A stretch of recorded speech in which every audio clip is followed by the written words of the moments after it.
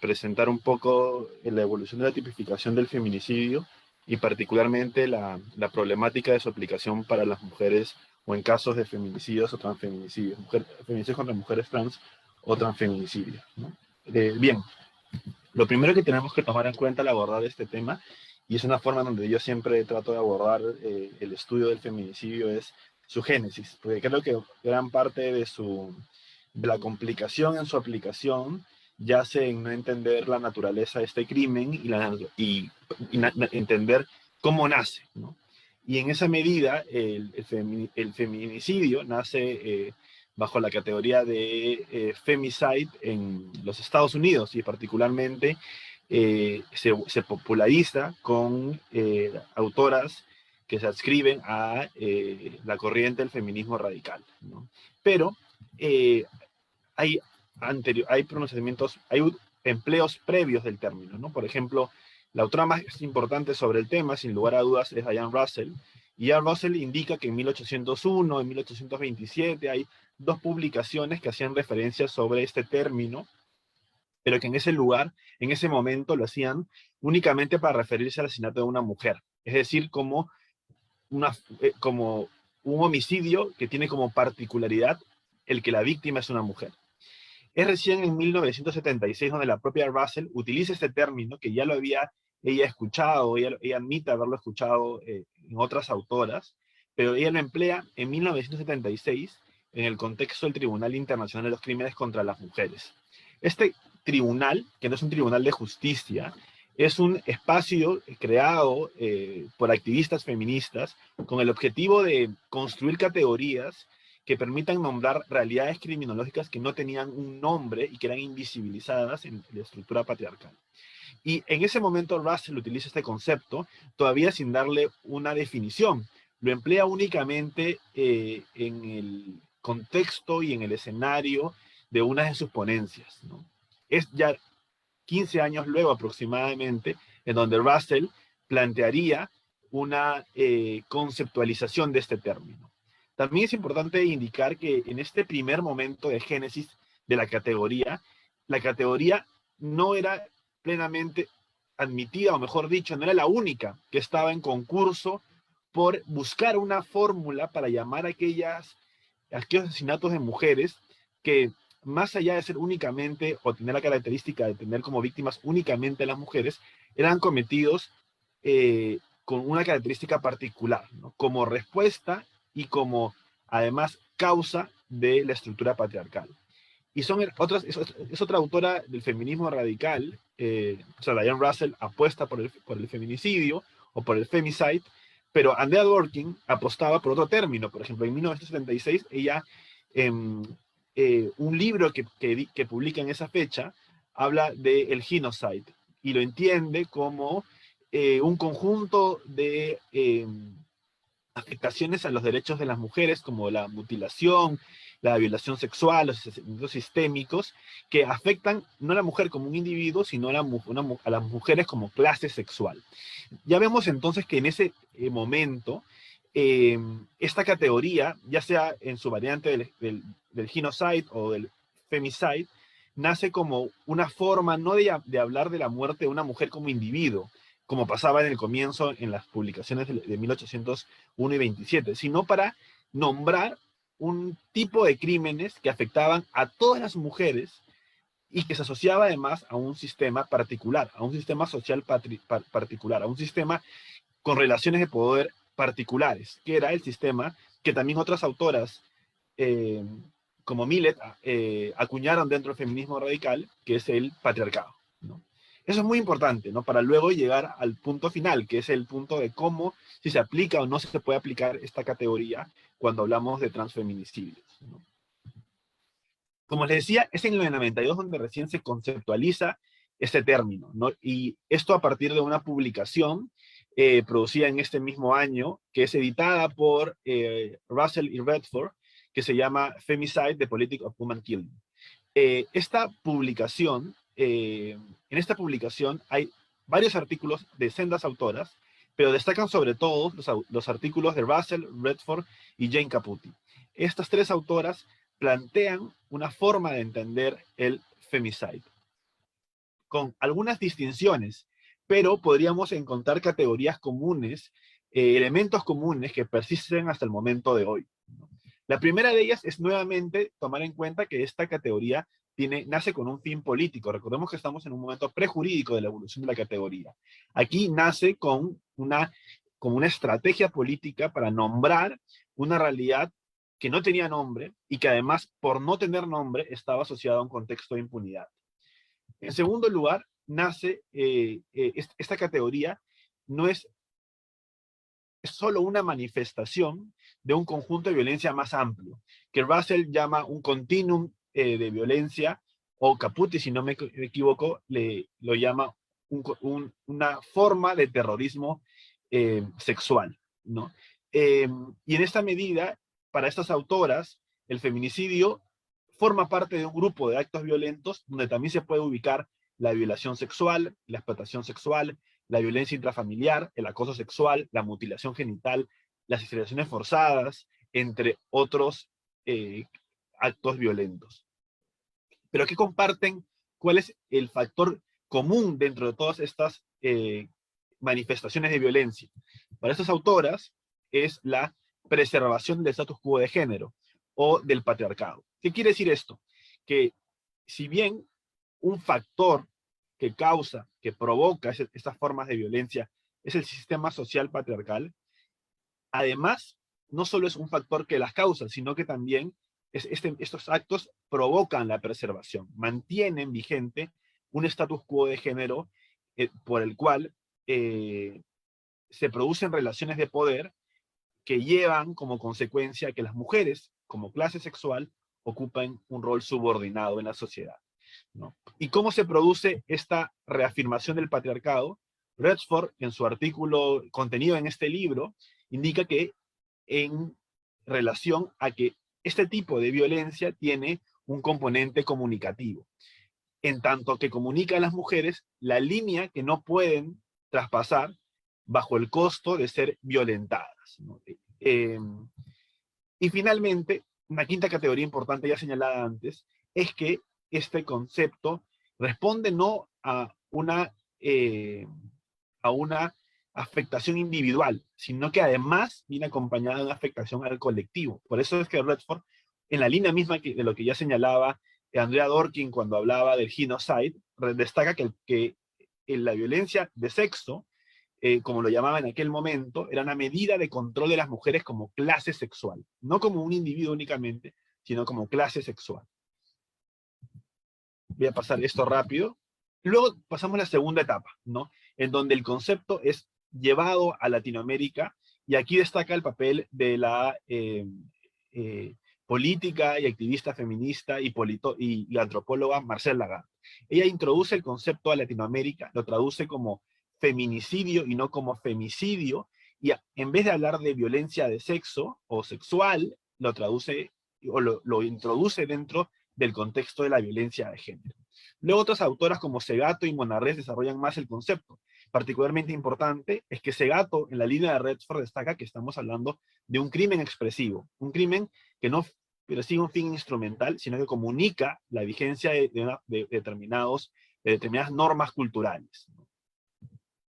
Luego este concepto llega primero va a llegar al derecho penal, pero antes de llegar al derecho penal, esto que se da a partir del 2009 con fuerza, hay una etapa en la cual este concepto es empleado por el derecho internacional de los derechos humanos. Hay varios pronunciamientos de soft law, pero destaca sobre todo en el 2009, donde se produce el pico. Hasta el 2009 solo dos legislaciones tenían el feminicidio, la costarricense y la guatemalteca, y en el 2009 hay una subida vertiginosa de la criminalización de este delito a partir de la sentencia de la Corte Interamericana de Derechos Humanos en el caso Campo Algodonero. Esta sentencia destaca, además de reafirmar que la obligación de garantizar derechos humanos no solo implica investigar, sino también sancionar su violación, en que se entiende que el feminicidio es matar a una mujer por razones de género. Importante, porque hasta este momento se mantenía todavía la idea, se mantenía presente la idea de que el feminicidio, su núcleo distintivo, no eran los contextos donde ocurrían, no era la relación afectiva entre el sujeto activo y el sujeto pasivo, no era un móvil que tenía el sujeto activo en su cabeza, no era una característica biológica del sujeto pasivo, sino que era que éste era cometido por razones de género contra una mujer. Ese es el elemento nuclear del feminicidio hasta este momento, hasta su tercera etapa. En la primera, en su génesis, en los feminismos, en el feminismo radical estadounidense; en la segunda, cuando es traducido por feministas latinoamericanas; y en la tercera, cuando es empleado por distintos organismos y entidades de derechos humanos, entidades internacionales de derechos humanos. Pero luego ya la cuarta etapa, en donde se produce eh, una, eh, una traducción jurídica distorsionada del concepto, que es cuando desde el 2007, como dije, pero sobre todo desde el 2009, se recogen los códigos penales de la región el feminicidio bajo distintas técnicas legislativas. Algunas, como la de Costa Rica, o la chilena, o la peruana en su primer momento, hablaban o exigían una relación matrimonial o análoga, una relación de pareja. Otras hablaban de matar a una mujer en contextos típicos, como la nuestra ahora, o como la guatemalteca. Otras hablaban de matar a una mujer por su condición de tal o por razones de género, como la mexicana, o como también la nuestra ahora. Otras hablaban de matar a una mujer actuando con odio, menosprecio, o otro elemento adicional al dolo subjetivo, como pasa con la legislación uruguaya. Otras hablaban de matar a una mujer en el marco de una desigualdad, de un contexto desigual de poder, como algunas legislaciones centroamericanas, y otras hablaban o exigían que el sujeto activo sea necesariamente un hombre, como es el caso de la legislación penal argentina. Hay múltiples elementos, podríamos hablar los problemas de cada uno, pero vemos que hay una distorsión. Se adhieren elementos adicionales que ya no responden a lo que hasta este momento se entendía, o como se entendía hasta este momento el feminicidio, como matar a una mujer por razones de género. Perdonen que... Bien, felizmente nuestro Código Penal recoge, yo diría, una regulación moderadamente correcta, porque si bien incluye elementos de contexto, que para mí, como vamos a ver más adelante, son problemáticos, define al feminicidio incluyendo un elemento vinculado a la subordinación de género, en tanto que lo caracteriza como matar a una mujer por su condición de tal, es decir, como un símil a por razones de género. Conviene indicar que, claro, como ya señalaré más adelante, habría sido correcto que el 108b recoja la misma redacción o la misma literalidad de lo que había pronunciado la Corte Americana de Derechos Humanos, por razones de género, pero probablemente por el contexto político prefirió emplear el legislador la palabra por su condición de tal. Vamos a ver ahora con detalle la interpretación de ese tipo penal y si este podría o no ser aplicable a el caso de transfeminicidios o asesinatos de mujeres trans por su condición de tal. Conviene indicar que vamos a hacer un proceso de interpretación, entonces vamos a tener que hablar brevemente de qué se entiende por interpretación, ¿no? Tradicionalmente se dice que por el principio de legalidad y su principio de tipicidad, el juez penal está condicionado a no aplicar analogía y además a interpretar siempre de manera literal o en todo caso con la interpretación más restrictiva posible. Sin embargo, este juicio, esta visión tradicional, creo yo, del principio de legalidad, como lo sostiene un sector importante de la doctrina hoy por hoy, es equivocada. En primer lugar, porque como lo ha señalado el lenguaje, el Tribunal Constitucional, el lenguaje no es equívoco, no es inequívoco, perdón, sino que es equívoco. El lenguaje no nos brinda una única posibilidad, sino que como ha señalado el TC en la sentencia del expediente 10 del 2002, la acción de inconstitucionalidad, el lenguaje permite, la literalidad nos lleva a más de una interpretación posible. Por lo tanto, decir que el juez penal tiene que utilizar como límite máximo el tenor literal del texto estaría llevándonos a una imposibilidad fáctica, ¿no? Hay más de una interpretación literal posible, no solo hay una. Por lo tanto, no puede ser el límite máximo. A lo mucho puede ser el límite mínimo. En segundo lugar, se dice también que la literalidad brinda seguridad jurídica. Sin embargo, esto ha sido fuertemente contradicho, porque si el precepto literal contradice lo que dice, por ejemplo, la Constitución o valores constitucionales, ¿cómo podría haber en ese caso seguridad jurídica? Y la gran prueba de ello es que cuando vemos que un juez absuelve o condena a alguien bajo el texto literal, pero en contra de valores constitucionales, se genera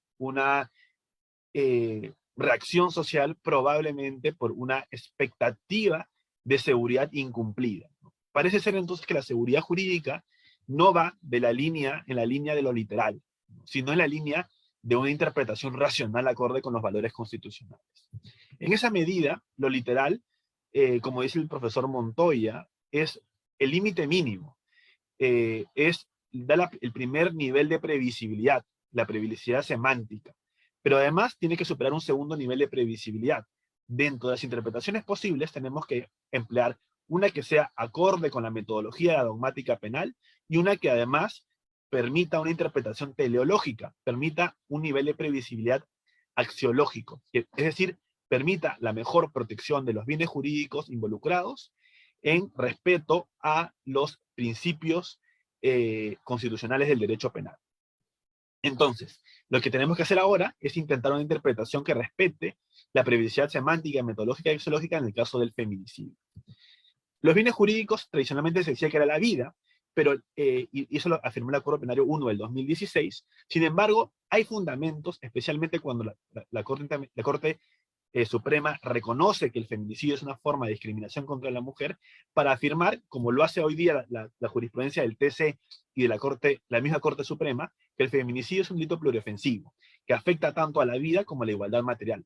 ¿Por qué afecta a la igualdad material? Porque como ha reconocido la Sala Penal Permanente y la Sala Penal Transitoria, porque el feminicidio reafirma estereotipos de género, y esta reafirmación de estereotipos de género permiten la preservación de un status quo de género desfavorable, subordinante para las mujeres, y por lo tanto afecta a la igualdad material. Es decir, no son en las causas lo que caracteriza el feminicidio, sino en sus consecuencias. Como dice la profesora Alonso Álamo, es el plus en el resultado lesivo el que permite decir que ese tipo de crímenes es más grave. Entonces, una interpretación axiológica tiene que,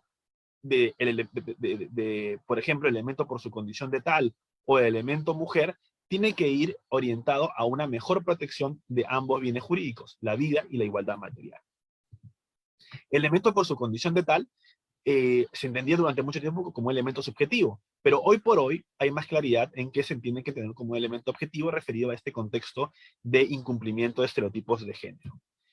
Y esto ya lo reconoció el TC y la Corte Suprema. Es más, se ha reconocido algunos estereotipos de género que pueden ser identificados. Esto en la Casación 851, sobre todo del 2018, donde se le exige a los jueces encontrar esos estereotipos de género.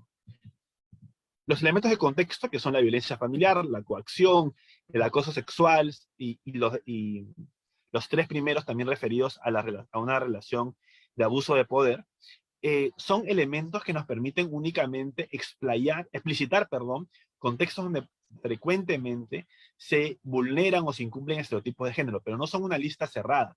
Tampoco son un criterio necesario y suficiente. Y la prueba de ello es que tenemos como elemento de contexto número 4, el referido a matar a una mujer por razones de género en un contexto en cualquier contexto de discriminación contra ella. ¿Esto qué nos dice? Que cualquier caso en donde se mata a una mujer por su condición de tal, en un contexto en el que se la discrimina como mujer, es decir, por su condición de tal nuevamente, estamos frente a un feminicidio. Es decir, el elemento nuclear es el elemento por su condición de tal, no los elementos de contexto, y eso es acorde a los bienes jurídicos protegidos por este delito. Bien, no voy a quedarme en el sujeto activo y voy a pasar de frente al sujeto pasivo. El Acuerdo Plenario 01 del 2016, como ustedes saben, define el elemento mujer indica que es un término descriptivo del tipo y lo define en clave biológica. Sin embargo, eso tiene múltiples problemas. El primer problema de ello es que si es en clave biológica habría que definir qué criterio biológico, porque no solo hay uno. Podríamos guiarnos por los cromosomas, por la carga hormonal, por el sexo físico, pero no solo hay un elemento biológico para definir entonces lo que es una mujer en el sentido que le brinda la Corte Suprema en el Acuerdo Plenario 01 del 2016. En segundo lugar, el segundo problema es que parece antojadizo decir que estamos frente a un elemento descriptivo del tipo cuando existen normas, tanto jurisprudencia como documentos, que interpretan el concepto de mujer y hombre en una clave más allá de lo biológico, sino en una clave social. Y por lo tanto, parece ser que hay argumentos suficientes para decir que estamos frente a un elemento normativo del tipo, un elemento que tiene que ser interpretado teleológicamente y además sistemáticamente.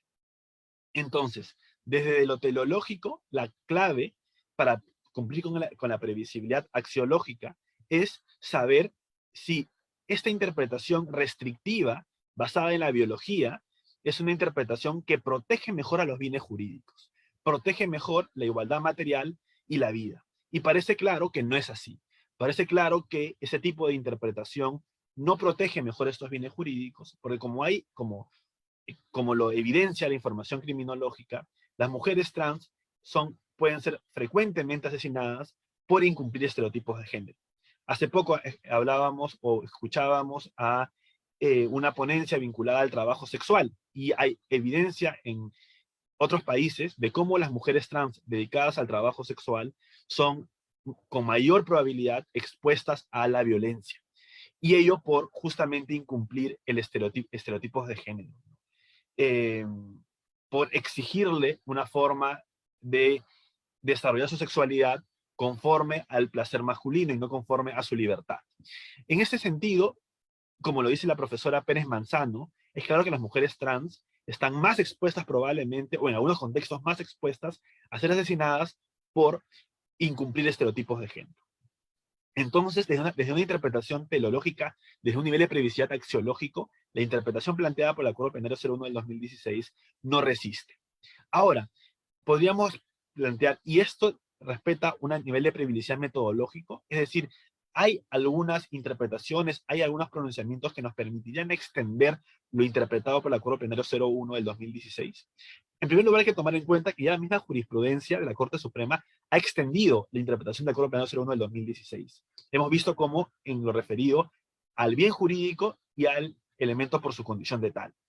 Pero además tenemos otros precedentes. En primer lugar, tenemos la sentencia del TC en el expediente 06040 del 2015, que entiende que el determinismo biológico no es una forma correcta para poder llenar de contenido lo que se entiende por hombre y por mujer, sino que también hay que tomar en cuenta las experiencias de vida de las personas.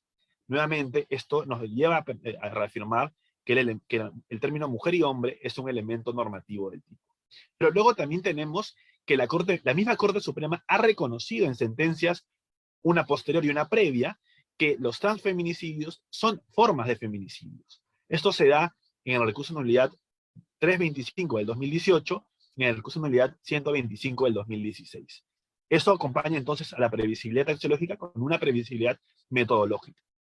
Además, la misma Corte Interamericana, en el caso de Vicky Hernández y otros versus Honduras, en su fundamento 128, ha indicado que es una forma de violencia contra las mujeres por su condición de tal, es una forma de violencia contra las mujeres por razones de género, el matar a una mujer trans porque ella incumple con los estándares o con las exigencias culturales, sociales del patriarcado. Entonces, ya hay no solo un reconocimiento interno, sino internacional. También pasa lo mismo con la Recomendación General 35 del Comité CEDAW, que también reconoce que la violencia contra las mujeres tiene que ser tomado en cuenta con otros factores interseccionales, como es el caso de la identidad de género. Finalmente, internacionalmente, está el caso de Argentina, pero también tenemos el caso de Colombia, el fallo 63 del caso Davidson Erazo de Sánchez, un caso de transfeminicidio, aplica la jurisprudencia de la Corte en el caso Duque versus Colombia y los principios de Yakarta para extender la protección a las mujeres trans y para concluir que la identidad de género de la víctima correspondía a la femenina por las sencillas razones que en su medio social esta era vista como una mujer trans. Si el feminicidio tiene su fundamento en que se reafirma estereotipos de género, lo importante va a ser la valoración social, el cómo expresa y la experiencia social de vida de la víctima, y no tanto un factor biológico que además puede ser y no es claro cuál es el elegido. Finalmente, y para cerrar, quedarían todavía algunas dudas, ¿no? La primera de ellas es probablemente la necesidad de cambiar, variar la redacción del 108b, hablar por razones de género y no por su condición de tal, y tal vez incluir de manera específica y clara la identidad sexual. Tenemos el ejemplo del Código Penal colombiano, que indica quien causare la muerte a una mujer por su condición de ser mujer o por motivos de su identidad de género. En todo caso, para aquellos casos donde los jueces y las juezas se resistieran en aplicación del Código Plenario a incluir a las mujeres trans como víctimas del transfeminicidio, tendríamos que aplicar la agravante genérica ubicada en el artículo 46 en el párrafo número 2. Y finalmente, convendría también discutir en otros escenarios, en otros momentos, la posibilidad de que el feminicidio pueda abandonar, y lo planteo en términos en pregunta, la característica de ser un delito género específico y referirse simplemente a la muerte de alguien por razones de género. Con esto cierro mi participación. Muchas gracias.